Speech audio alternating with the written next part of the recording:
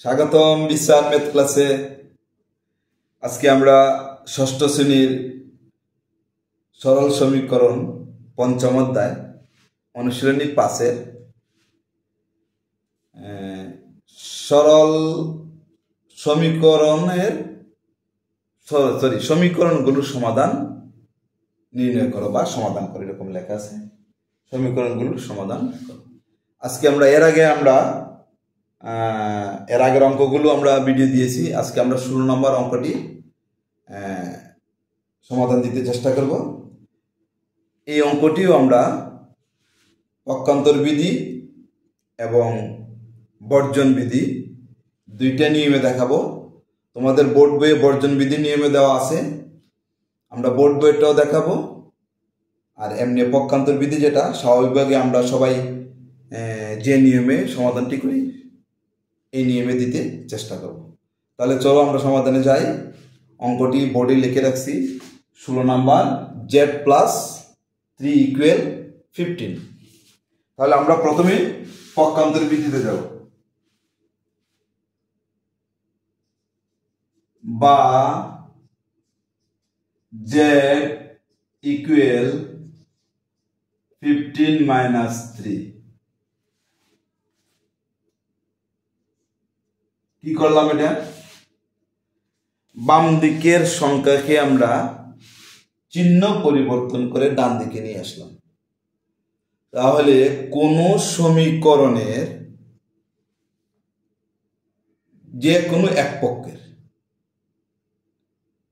বা এক পক্ষের যে কোনো একটি পদ অন্য পক্ষে চিহ্ন পরিবর্তন করে স্থানান্তর করাকে বলা হয় পক্ষান্তর বিধি। তাহলে 3টা ছিল বাম পক্ষে, আমরা এটাকে চিহ্ন পরিবর্তন করে ডান পক্ষে নিয়ে আসলাম। এই ডান পক্ষে নিয়ে আসার যে পদ্ধতিটা, সেই পদ্ধতিটাকে বলা হয় পক্ষান্তর বিধি। তাহলে আমরা এখন সাইড নোট লিখবো পক্ষান্তর করে।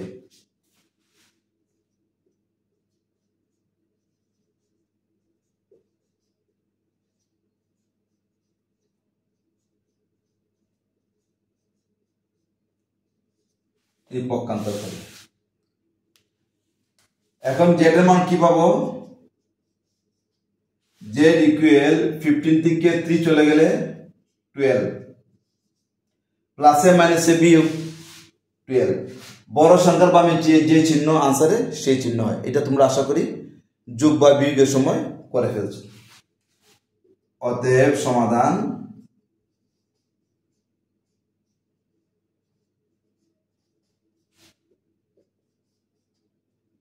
z = 12। এটাই হলো আমাদের আনসার। এখন আমরা বোর্ড বইয়ের যে নিয়মটি আছে, অর্থাৎ বর্জন বিধি, সেই নিয়মটা তোমরা একটু দেখো, একটু ধৈর্য ধরে দেখো, ওই নিয়মটা করাচ্ছি।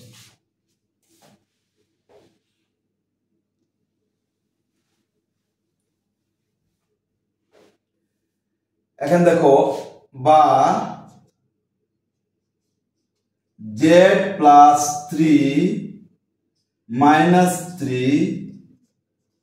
15 - 3, উভয় পক্ষে আমরা 3 বিয়োগ করলাম।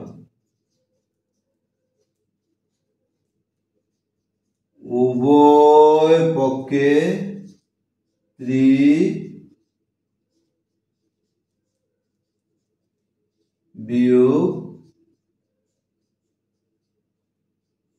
উভয় পক্ষে 3 বিয়োগ করে। কেন 3 বিয়োগ করলাম? কারণ আমাদের যে সমাধান করতে বলছে, সমাধান করতে বললে শুধু চলকের মান বের করতে হবে। চলকটা বামে থাকবে আর সংখ্যাগুলো ডান দিকে চলে আসবে। এখন z এর সাথে +3 আছে, আমরা যেহেতু পক্ষান্তর করব না, তাহলে +3টাকে সরাইতে হলে অবশ্যই তার সাথে একটা -3 লাগবে। তাহলে প্লাসে মাইনাসে বিয়োগ হয়ে যাবে। 3 থেকে 3 গেলে আর বাম দিকে কোনো সংখ্যা থাকবে না। +3 এদিকে আছে কি -3, তাহলে প্লাসে মাইনাসে কাটা 3 থেকে 3 চলে গেলে শুধু z থাকবে। শুধু একদিকে 3 বিয়োগ করলে হবে না, দুনো পক্ষে 3 বিয়োগ করতে হবে। এদিকেও 3 বিয়োগ করছি, এদিকেও আমরা 3 বিয়োগ করছি। সেই জন্য লিখছি উভয় পক্ষে 3 বিয়োগ করে লিখে দিছি। তাহলে এইটা চলে যাবে +3 -3 কাটা, z ইকুয়াল টু আমরা পাবো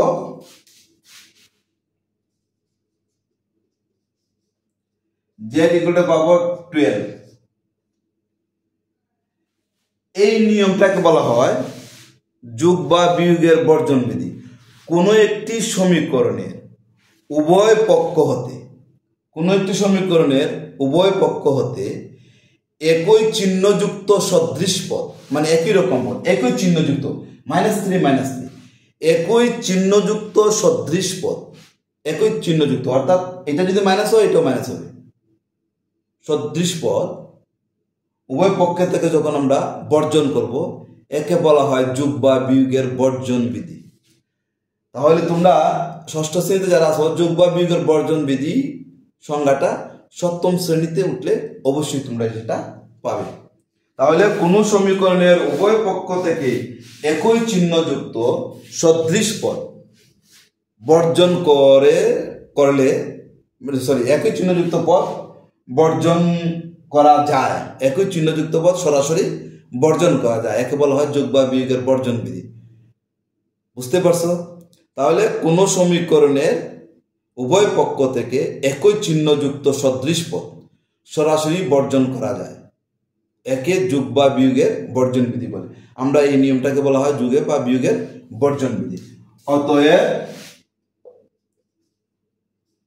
z ইকুয়াল 12, আমরা লিখব অতএব সমাধান